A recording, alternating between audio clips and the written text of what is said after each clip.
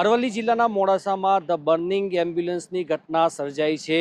મોડી રાત્રિના અરસામાં 1 વાગ્યાના સુમારે આગ લાગવાની ઘટના ઘટી હતી। મોડાસાની જે રીચ હોસ્પિટલમાં એક બાળક સારવાર લઈ રહ્યું હતું, જેને વધુ સારવારની જરૂર હોય પરિવારજનો એમ્બ્યુલન્સ મારફતે અમદાવાદની એક ખાનગી હોસ્પિટલમાં આ એમ્બ્યુલન્સ થકી લઈ જવામાં આવી રહ્યો હતો।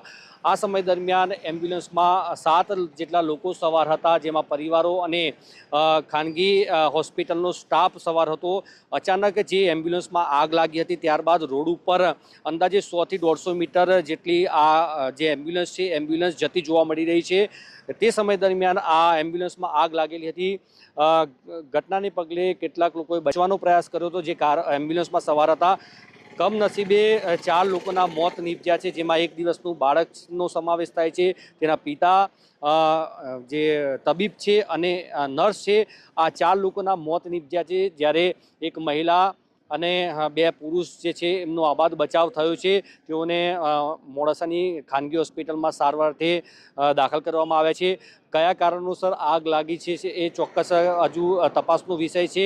સમગ્ર ઘટનાને લઈને એફએસએલની મદદ પણ લેવામાં આવી રહી છે। મોડાસા ટાઉન પોલીસની ટીમ પણ ઘટના સ્થળે પહોંચી છે।